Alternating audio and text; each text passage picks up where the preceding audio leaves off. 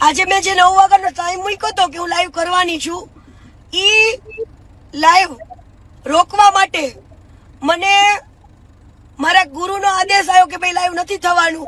એટલે ગુરુનો આદેશ ઈ મારા કહેવાય ને શિરોમણી છે. અને એવા સારા સારા સાધુ સંતોનો આવ્યો કે ભાઈ સનાતન ધર્મને છાંટા ઉડે એવો આપણે લાઈવ નથી કરવાનું બેટા, લાઈવ ના કરતી. એટલે બધાનું માન સન્માન રાખીને હું હજુ વાત જ કરતી હતી. એટલે મારું લાઈવ રોકવા માટે પોલીસની મને બે ગાડીઓ મારી પાછળ થઈ, બે ફોર વ્હીલો. વિચાર કરો તમે કેટલી એ વાતમાં પેલી સચ્ચાઈ હશે કે આટલા લોકોને મને રોકવા આવવું પડે છે. અને મારા ઉપર પોલીસની ફરજ રૂકાવવા માટેનો કેસ બનાવ્યો.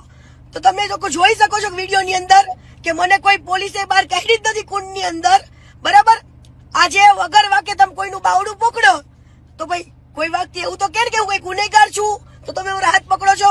ઓલી પીએસઆઈ નાતી હતી, એ પીએસઆઈ નો હાથ પણ જો કોઈ પકડ્યો હોત ને પોલીસ વાળીએ તો એ શું કેત કે ભાઈ હું ગુનેગાર નથી, તમે મને આવી રીતે હાથ પકડો છો. તો ત્યાં કુંડની અંદર પીએસઆઈ જેવા અનેક લોકો પાણીની અંદર નાહ્યા છે. તો કીર્તિ પટેલ ઉપર એક જ ફરિયાદ કેમ ભાઈ? મારું